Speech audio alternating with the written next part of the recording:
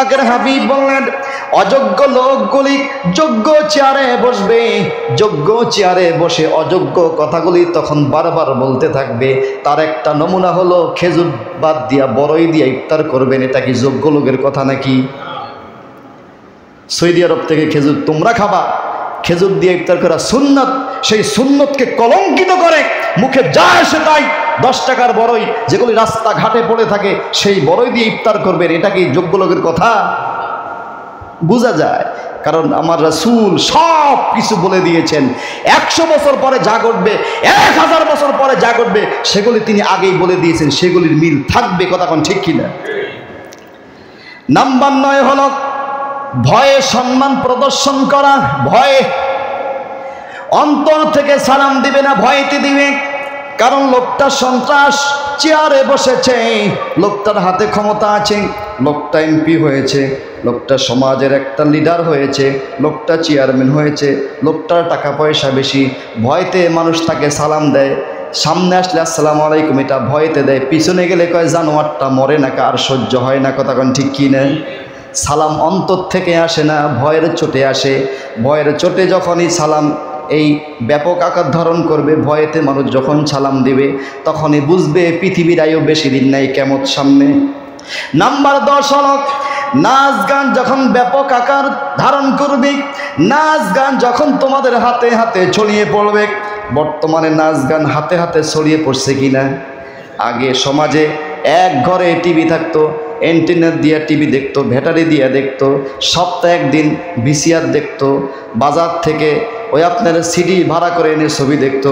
এখন ছোট্ট বাচ্চা যার বয়স মাত্র 6 মাস অথবা তার কম 3 মাস, ওই বাচ্চার হাতেও নাচ গান। কথা কোন ঠিক কিনা?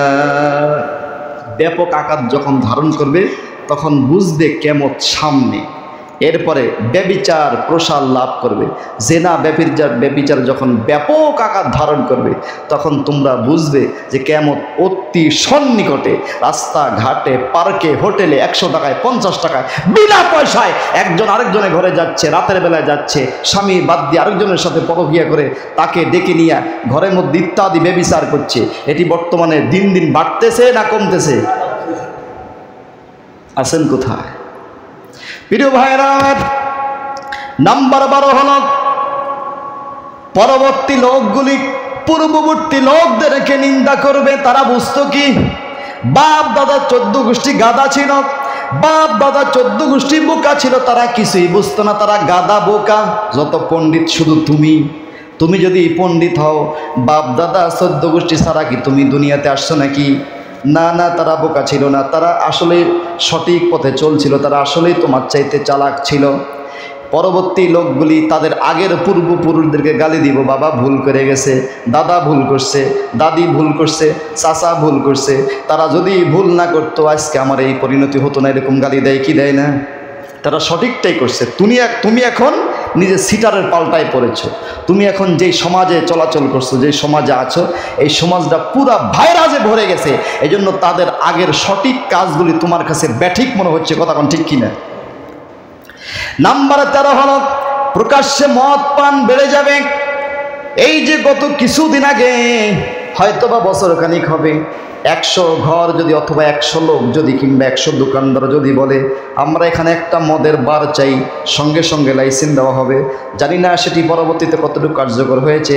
আলেম ওলামাদের আন্দোলনের মুখে সেটা অনেকটা স্থগিত হয়ে গেছে। এই যে প্রকাশ্যে মদ পান করার অনুমতি দেওয়া, রাস্তাঘাটে এখানে সেখানে ডাইরেক্টলি মদ বিক্রি না হলেও গোপনে গোপনে মদের বার দোকান বাড়তেছে না কমতেছে? মদের দোকান বাড়তেছে। বাড়িতে এনে মদ খায়, বাবা কিছুই বলে না। অনেক রুমে দরজা দিয়া মদ পান করে মাতলামি করে, বাবা কিছুই বলে না, মা কিছুই বলে না, কয় খাক, যুবককালে খাই, জুয়ানকালে খাই। এই যে ব্যাপক হারে একেবারেই ব্যাপকতায় আপনি তাকে প্রসারিত করে দিলেন, তাকে সাহায্য করলেন, আপনি তার এই সমস্ত অন্যায় কাজে বাধা দিলেন না, সাপোর্ট করলেন। এটি যখন ব্যাপক আকার ধারণ করবে তখনই বুঝবেন কিয়ামত সামনে। নাম্বার 14 হলো সাক্ষাতের সময় সালামের পরিবর্তে গালি দেওয়া। একজন আরেকজনের সাথে সাক্ষাৎ হলে নিয়ম হলো মুসলমান সালাম দিবে, কিন্তু এখন সালাম আছে নাকি? ওই বেটা তুই কনে ছিলি, মানে একটু গালি দিয়ে বল, আমি তো এখন মাইকের সামনে গালি দিতে পারছি না। এই তুই কনে ছিলি, তোরে দেখি না কয়েকদিন, দেখা হলে এই কনে গেছিল, এই সালাম দেয় না, সালাম উঠে গেছে। নাম্বার 15 হলো তাম পৃথিবীর কাফেররা একত্রিত হয়ে, ভালো করে বুঝবেন, তাম পৃথিবীর সমস্ত কাফেররা একত্রিত হয়ে মুসলমানদের উপর আক্রমণ চালাবে। বর্তমান বিশ্বের দিকে তাকান, বাস্তবতার মিল আছে না নেই? তাম পৃথিবীর সমস্ত কাফেররা একত্রিত হয়ে মুসলমানদের উপর আক্রমণ চালাবে, যেমন ফিলিস্তিনে চালিয়েছিল, ফিলিস্তিনে চালাচ্ছে। মুসলমানদেরকে বাড়ি ছাড়া করছে, মুসলমানদেরকে দুনিয়া থেকে বিদায় করে দিচ্ছে। মুসলমানেরা নির্যাতিত হয়ে যদি তাদের দিকে আঙ্গুল তুলে তাকায়, তখন উল্টো তাদেরকে সন্ত্রাসী বলে তাদের উপরে জুলুমের মাত্রাটা বেড়ে যায়। কথা কোন ঠিক কিনা? এটি যখন ব্যাপক আকার ধারণ করবে, তখন বুঝবে পৃথিবীর আয়ু আস্তে আস্তে শেষ হয়ে যাচ্ছে। ইমাম মাহদী দুনিয়ার জমিনে আগমন করবে। জোরে বলুন সুবহানাল্লাহ।